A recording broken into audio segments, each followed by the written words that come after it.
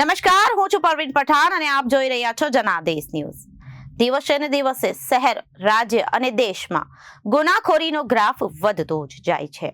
તો ચાલો જાણીએ કે આજે આખા દિવસમાં કયા રાજ્યમાં, કયા શહેરમાં અને કઈ જગ્યાએ ગુનાખોરી અને ક્રાઇમની કઈ કઈ ઘટનાઓ આજે આખા દિવસ દરમિયાન બની છે તેની વિગતવાર માહિતી તમને જણાવીએ અમારા આજના અહેવાલમાં। એક નજર કરીએ આજની મોટી હૃદયદ્રાવક ઘટનાઓ પર।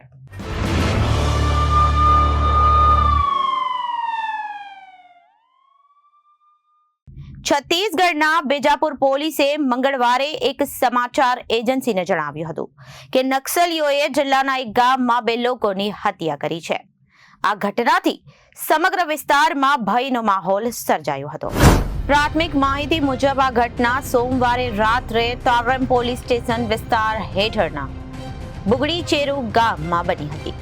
અજાણ્યા નક્સલીઓએ 2 ગ્રામજનોના ગળા કાપીને તીક્ષ્ણ હથિયારથી તેમની હત્યા કરી હતી। પ્રાથમિક માહિતી અનુસાર અજાણ્યા નક્સલીઓએ 2 ગ્રામજનોના ગળા કાપીને તીક્ષ્ણ હથિયારથી તેમની હત્યા કરી હતી અને અનુસાર અજાણ્યા નક્સલીઓએ 2 ગ્રામજનોના ગળા કાપી નિર્દયતાપૂર્વક તીક્ષ્ણ હથિયારોથી તેમની હત્યા કરી ફરાર થઈ ગયા હતા। Bureau report Janadesh news. કેરળના પદ્મનાભને 25 વર્ષ પહેલા પોતાની કબર ખોદી હતી અને મૃત્યુની રાહ જોઈ રહ્યા હતા, પરંતુ તેમની ઈચ્છા હોવા છતાં તેમના મૃત્યુ પછી તેમને પોતે બનાવેલી કબરમાં દફનાવવામાં આવવાની તક ના મળી। કેરળના પઠાણ મથિટ્ટાના એક નાના ગામના રહેવાસી પદ્મનાભને 25 વર્ષ પહેલા કંઈક એવું કર્યું હતું કે જે તમને આશ્ચર્યચકિત કરી શકે છે। તેણે પોતાની કબર ખોદી અને મૃત્યુની રાહ જોવા લાગ્યો। આ માત્ર એક વિચિત્ર ઘટના નથી, પરંતુ તે સમયે આ સમાચાર સમગ્ર વિસ્તારમાં ચર્ચાનો વિષય બન્યો હતો। લોકો વિચારવા લાગ્યા કે આવું કેમ કરવામાં આવ્યું છે અને તેની પાછળનું રહસ્ય શું હતું। પદ્મનાભને પોતાની કબર બનાવવા માટે લગભગ 6 ફૂટ લાંબો અને પહોળો ખાડો ખોદ્યો। સાંભળવામાં તો ફિલ્મી વાર્તા જેવી આ કહાની લાગે છે, પણ એ સત્ય હતું। તેમણે તેમના મૃત્યુ પછી તેમના સંબંધીઓને એ જ કબરમાં દફનાવવાનું કહ્યું હતું। શું તમે ક્યારેક વિચાર્યું છે કે કોઈ વ્યક્તિ પોતાના મૃત્યુ વિશે આટલું બધું વિચાર્યા પછી પગલું ભરશે? પદ્મનાભને આ કર્યું છે અને લોકો આ જોઈને ચોંકી ગયા હતા। 25 વર્ષ પછી જ્યારે પદ્મનાભનું અવસાન થયું ત્યારે તેમની ઈચ્છા પૂરી થઈ શકી નહીં।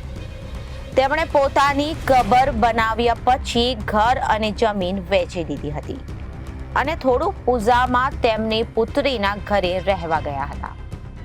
જ્યારે તેમનું અવસાન થયું ત્યારે તેમને થોડું પૂજાના જાહેર સ્મશાન ગૃહમાં અગ્નિ સંસ્કાર આપવામાં આવ્યો।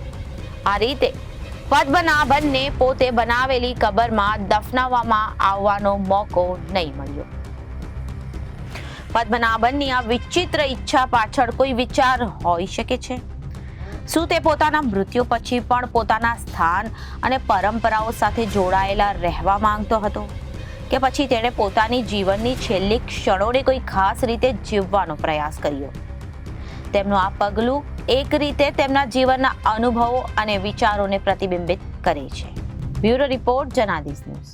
કેનેડામાં પંજાબી ગાયક પ્રેમ ઢિલ્લોનના ઘરે થયેલી ગોળીબારની ઘટનાએ પંજાબી સંગીત ઉદ્યોગમાં ગેંગસ્ટર પ્રભાવ અંગે નવી ચર્ચાઓ જગાવી છે। અગાઉ સિદ્ધુ મૂસેવાલાની હત્યા અને ગેંગસ્ટરો તરફથી ઘણા અન્ય પંજાબી કલાકારોને મળેલી ધમકીઓએ ઉદ્યોગની સુરક્ષા પર પ્રશ્નો ઊભા કર્યા છે। કેનેડામાં વધુ એક પંજાબી ગાયકના ઘરે ગોળીબારની ઘટના બની છે। આ વખતે નિશાન પંજાબી ગાયક પ્રેમ ઢિલ્લોન હતા, જેમના બંગલા પર અજાણ્યા હુમલાખોરે હુમલો કર્યો હતો। સુરક્ષા એજન્સીઓના જણાવ્યા અનુસાર શરૂઆતની તપાસમાં જયપાલ ભુલ્લર ગેંગ પર શંકા વ્યક્ત કરવામાં આવી હતી, જોકે આ ગોળીબારની જવાબદારી ગેંગસ્ટર જયંતા ખારારે લીધી છે, જે ઓસ્ટ્રેલિયા સ્થિત ખાલિસ્તાની આતંકવાદી અર્શ ડલ્લાની નજીક હોવાનું કહેવાય છે। આ ઘટનાની જવાબદારી લેતા ઝેટા ખરારે પંજાબીમાં એક પોસ્ટ કરી હતી, જેમાં તેણે કહ્યું હતું કે તે પ્રેમ ઢિલ્લોનને અંતિમ ચેતવણી આપી રહી છે. પોસ્ટમાં દાવો કરવામાં આવ્યો હતો કે પ્રેમ ઢિલ્લોન પહેલા સિદ્ધુ મૂસેવાલા સાથે કામ કરતો હતો, પછી તેના દુશ્મનો સાથે જોડાયો હતો. આ પોસ્ટમાં પ્રખ્યાત પંજાબી ગાયક સિદ્ધુ મૂસેવાલા અને ગેંગસ્ટર જગ્ગુ ભગવાનપુરિયાનો પણ ઉલ્લેખ કરવામાં આવ્યો છે. તેમાં દાવો કરવામાં આવ્યો હતો કે પ્રેમ ઢિલ્લોન પહેલા મૂસેવાલાની નજીક હતો, પરંતુ બાદમાં તે તેના વિરોધીઓ સાથે જોડાયો હતો. ઝેટા ખરારે પ્રેમ ઢિલ્લોનને ધમકી આપતા કહ્યું કે મેં તમને ડરાવવા માટે આ કાર્ય કર્યું છે. આ ફક્ત તમારી છેલ્લી ચેતવણી છે. તું કેનેડા જા, બીજે ક્યાંક જા, આપણી કાકી સાથે જા, હું તને મારી જ નાખીશ. આ ગોળીબારની ઘટનાએ પંજાબી સંગીત ઉદ્યોગમાં ગેંગસ્ટર પ્રભાવ વિશે નવી ચર્ચા જગાવી છે. અગાઉ સિદ્ધુ મૂસેવાલાની હત્યા અને ગેંગસ્ટરો તરફથી ઘણા અન્ય પંજાબી કલાકારોને મળેલી ધમકીઓએ ઉદ્યોગની સુરક્ષા પર પ્રશ્નો ઉભા કર્યા હતા. કેનેડિયન સુરક્ષા એજન્સીઓએ આ ઘટનાને ગંભીરતાથી લઈ રહી છે. આ ગોળીબાર ગેંગસ્ટર લોરેન્સ બિશ્નોઈ અને તેના આંતરરાષ્ટ્રીય નેટવર્ક સાથે સંબંધિત છે કે કેમ તેની પણ તપાસ કરવામાં આવી રહી છે. હાલમાં પ્રેમ ઢિલ્લોન અને તેમના પરિવારની સુરક્ષા વધારી દેવામાં આવી છે, પરંતુ આ ઘટનાને ફરી એકવાર પંજાબી કલાકારો માટે વધતા ખતરાને ઉજાગર કર્યો છે. Bureau report, Janadesh news. હવે વાત કરીએ આગ્રાની, તો આગ્રાથી એક અજીબોગરીબ કિસ્સો સામે આવ્યો છે. જી હા, યુપીના આગ્રામાં એક દંપતી વચ્ચે બિંદી પહેરવાને લઈને ઝઘડો થયો હતો. બંને વચ્ચેનો વિવાદ એટલી હદે વધી ગયો કે વાત છૂટાછેડા સુધી પહોંચી ગઈ.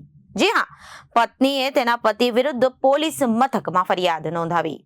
પોલીસે આ મામલો ફેમિલી કાઉન્સિલિંગ સેન્ટરને મોકલી આપ્યો છે. હવે અહીં પતિ પત્નીનું કાઉન્સિલ કરવામાં આવી રહ્યું છે.